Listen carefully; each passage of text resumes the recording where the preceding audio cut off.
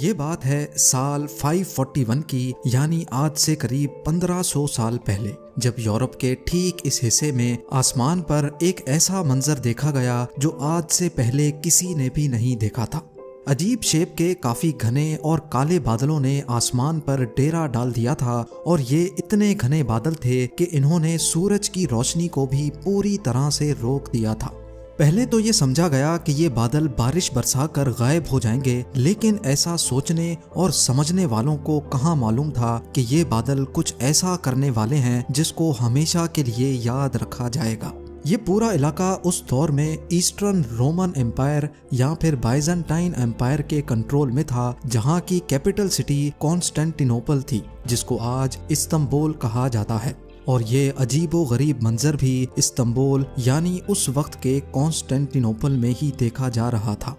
کچھ گھنٹے گزرے، پھر کچھ دن، اور پھر کئی ہفتے، لیکن یہ انوکھے بادل نہ ہی برس رہے تھے اور نہ ہی آسمان کو چھوڑنے کا نام لے رہے تھے۔ دن بدن یہ معاملہ کافی سیریس ہوتا جا رہا تھا، اور اب بات یہاں تک پہنچ چکی تھی کہ پچھلے کئی ہفتوں سے کانسٹینٹینوپل نے سورج کی شکل تک نہیں دیکھی تھی۔ لیکن کس کو معلوم تھا کہ یہ سب تو صرف ایک شروعات تھی، کیونکہ آگے جو ہونے والا تھا وہ کسی کے وہم و گمان میں بھی نہیں تھا۔ زیم ٹی وی کی ویڈیوز میں ایک بار پھر سے خوش آمدید۔ ناظرین، ایئر 541 میں کانسٹینٹینوپل پر ایک بہت بڑی مصیبت آ چکی تھی۔ اس دور میں بھی یہاں 10 لاکھ سے زیادہ لوگ رہتے تھے، اور پچھلے کئی ہفتوں سے بادلوں کے سائے نے سارے لوگوں کو کافی بے چین کیا ہوا تھا۔ لیکن معاملہ تب مزید سیریس ہو گیا جب یہاں ایک ایک کر کے لوگوں کے مرنے کا سلسلہ شروع ہو گیا۔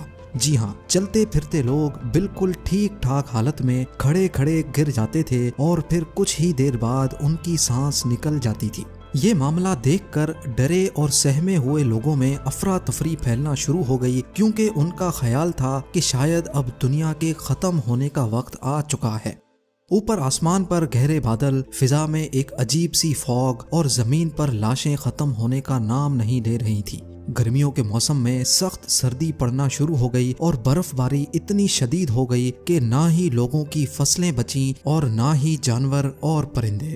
اس وقت کے بائزنٹائن ایمپرر، جن کا نام جسٹینین تھا، انہوں نے لوگوں کو پرسکون رہنے کا حکم دیا، اور یہ کہا کہ جو لوگ اچھے کام کرتے ہیں ان کی جان کو کچھ نہیں ہوگا۔ ایمپرر کے اس بیان نے لوگوں کو مزید بے چین کر دیا تھا، کیونکہ یہ بیماری نہ ہی اچھے انسان کو دیکھ رہی تھی اور نہ ہی برے کو۔ روزانہ ہزاروں کی تعداد میں لوگ مر رہے تھے، جن کو ایک ساتھ ہی بڑی بڑی قبروں میں دفن کیا جا رہا تھا، اور اب نوبت یہاں تک پہنچ چکی تھی کہ یہاں کھانے پینے کا سامان بھی ختم ہونے لگا تھا۔ بائزنٹائن امپائر کی فوج، جو ویسے تو کافی اسٹرانگ مانی جاتی تھی، لیکن اس معاملے میں وہ کسی کام کی نہیں تھی، کیونکہ ان کا مقابلہ ایک ایسے دشمن سے تھا جو کسی کو بھی نظر نہیں آ رہا تھا۔ یہ پورا خطہ اسی عجیب بیماری کی لپیٹ میں تھا۔ آسمان پر گہرے بادل جہاں بھی جاتے جا رہے تھے، وہاں زمین پر یہ عجیب بیماری پھیل رہی تھی۔ دور دور تک جہاں ابھی Spain, France, Italy, Greece, Turkey, Morocco, Syria اور ایران موجود ہے، کانٹیننٹ کا یہ پورا حصہ اسی بیماری کی لپیٹ میں تھا۔ کسی کو بھی سمجھ نہیں آ رہا تھا کہ اس عجیب آسمانی بیماری کی اصل وجہ کیا ہے۔ وہاں لوگوں کے پاس اس بات پر یقین کرنے کے سوا اور کوئی آپشن نہیں تھا کہ اب دنیا کا دی اینڈ آ چکا ہے، اور ان کا اس بات پر یقین تب مزید بڑھ گیا جب بائزنٹائن ایمپرر خود بھی اس بیماری کا شکار ہو گیا۔ یہ بیماری ہسٹری کا سب سے پہلا ریکارڈڈ پینڈیمک تھا، جو آج پلیگ آف جسٹینین کے نام سے جانا جاتا ہے۔ پورے 2 سالوں تک چلنے والی انوکھی آسمانی بیماری نے اس پورے کانٹیننٹ کا نظام دھرم بھرم کر دیا تھا، یہاں تک کہ کچھ علاقے تو ایسے بھی تھے جہاں پورے 2 سالوں تک سورج ہی نہیں نکلا تھا۔ لیکن کسی کو اس مسٹری کی اصل وجہ معلوم نہ پڑ سکی۔ کالے بادلوں کا خوفناک سایہ، گرمی کے موسم میں برف باری کا پڑنا، فصلیں، جانور اور پرندوں کے ساتھ ساتھ انسانوں کا بھی مر جانا اس بات کی نشانی تھی کہ یہاں کچھ تو ایسا ضرور ہوا تھا جو کسی بھی صورت میں نارمل نہیں تھا۔ پر اب جا کر تقریباً 1500 سال گزرنے کے بعد 2013 میں آخر کار سائنٹسٹ اور ایکسپرٹس نے اس خوفناک آسمانی بیماری کی اصل وجہ کا سراغ لگا لیا ہے۔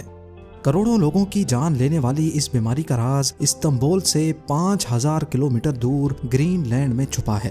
ایکسپرٹس کی ایک چھوٹی ٹیم ایسٹرن گرین لینڈ پہنچی اور ان کا یہاں آنے کا مین مقصد پاسٹ کے کلائمیٹس پر ریسرچ کرنا تھا۔ گرین لینڈ میں ہر وقت بہت ایکسٹریم ویدر ہوتا ہے۔ یہاں عام حالات میں بغیر پروفیشنل اکوپمنٹ کے رہنا بالکل بھی پاسبل نہیں ہے۔ جون جولائی میں جہاں کئی کنٹریز کا ٹیمپریچر 50 ڈگری سیلسیس کراس کر جاتا ہے، اسی وقت گرین لینڈ کا ٹیمپریچر -18 ڈگری سیلسیس ہوتا ہے۔ گرمی کا موسم گرین لینڈ کے آس پاس بھی نہیں بھٹکتا، اسی وجہ سے یہاں کی برف کا میلٹ ہونا پاسبل ہی نہیں ہے۔ آسمان سے برسنے والی سنو فال فضا میں موجود پارٹیکلز کو بھی اپنے ساتھ زمین پر لے آتی ہے، یعنی اگر ماحول میں ڈسٹ ہوگی تو وہ سنو فال کے ساتھ نیچے زمین پر آ جائے گی۔ ایکسپرٹس کا ماننا ہے کہ یہاں برف کے نیچے پچھلے 1 لاکھ سالوں کا کلائمیٹ ڈیٹا ابھی تک محفوظ ہے۔ ہر سال گرین لینڈ میں جو برف پڑتی ہے وہ لیئرز میں ایک دوسرے کے اوپر جمع ہوتی جاتی ہے۔ 1 سال کی لیئر 5 سینٹی میٹر موٹی ہوتی ہے، یعنی اگر آج سے 1500 سال پہلے کا کلائمیٹ ڈیٹا جاننا ہو تو تقریباً 75 میٹر نیچے موجود سنو کے سیمپلز کو باہر نکال کر اس کی لیب ٹیسٹنگ کرنا ضروری ہے۔ ایکسپرٹس نے یہاں ڈرلنگ کا کام اسٹارٹ کیا اور پچھلے 2000 سالوں سے پڑنے والی برف کو باہر نکال لیا گیا۔ نکالے جانے والے سنو کور کی ٹوٹل لمبائی 100 میٹر سے بھی زیادہ تھی، جس میں برف کے وہ حصے بھی شامل تھے جو پلیگ آف جسٹینین کی خوفناک بیماری کے دوران گرین لینڈ کے آسمان سے برسے تھے۔ نکالے جانے والے آئس کور پر الیکٹریکل کنڈکٹیوٹی ٹیسٹ پرفارم کیا گیا تو حیرت انگیز طور پہ ایئر 500 سے 600 کے درمیان پڑنے والی برف میں سلفر کی ایک اسپائک دیکھی گئی۔ یہ اسپائک اس بات کی نشانی تھی کہ جس دور میں کانسٹینٹینوپل میں 2 سالوں تک کالے بادل منڈلا رہے تھے، اس دور میں ایٹماسفیئر میں کچھ نہ کچھ گڑبڑ ضرور تھی۔ سلفر ڈائی آکسائڈ ایک بہت خطرناک گیس ہوتی ہے جو کہ نہ صرف انسانوں کے لیے بلکہ جانوروں، پرندوں اور پلانٹس کے لیے بھی ہارمفل ہوتی ہے۔ اگلا ٹاسک یہ جاننا تھا کہ 6th سینچری کے دوران ایٹماسفیئر میں سلفر کیوں موجود تھا اور وہ آیا کہاں سے تھا۔ ایکسپرٹس کا ماننا ہے کہ آسمان میں اتنے زیادہ سلفر پارٹیکلز صرف ایک چیز سے پیدا ہو سکتے ہیں، اور وہ چیز ہے والکینو۔ جی ہاں، ارتھ کے اندر مختلف مقامات پر پگھلے ہوئے پتھر میگما کی صورت میں ابل رہے ہوتے ہیں۔ ارتھ کی آؤٹر لیئر اپنے پریشر سے میگما کو باہر نکلنے سے روکتی ہے، جبکہ میگما ہر وقت کوئی جگہ تلاش کرتا رہتا ہے جس سے وہ باہر نکل سکے۔ میگما اور زمین کی یہ جنگ صرف تب تک چلتی رہتی ہے جب تک سمندر کا پانی میگما تک نہیں پہنچ جاتا۔ اگر سمندر کا پانی میگما تک پہنچنے میں کامیاب ہو جائے تو پانی گرم ہو کر گیس بن جاتا ہے، اور یہی گیس اب میگما کے ساتھ مل کر زمین پر اور زیادہ پریشر دینے لگتی ہے۔ بس پھر کسی بھی ویک پوائنٹ سے میگما لاوا کی صورت میں پھٹ کر باہر نکل آتا ہے۔ پانی اور سلفر یہ دونوں چیزیں والکینو کے ساتھ مکس نہیں ہوتی، بلکہ یہ پاورفل گیس کی صورت میں آسمان میں پھیل جاتی ہیں۔ انتہائی طاقتور والکینو سے نکلنے والی والکینک گیس ہزاروں میل دور تک بھی آسانی سے پھیل سکتی ہے۔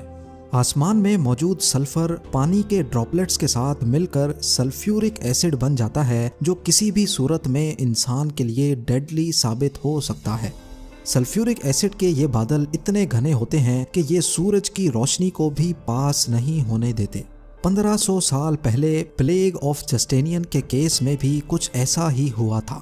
یہ بات تو کنفرم ہو چکی تھی کہ یورپ میں لاکھوں لوگوں کی موت کا ذمہ دار ایک خطرناک والکینو تھا۔ ایک طرف جان لیوا سلفیورک گیس تو دوسری طرف سلفیورک ایسڈ کے بادل۔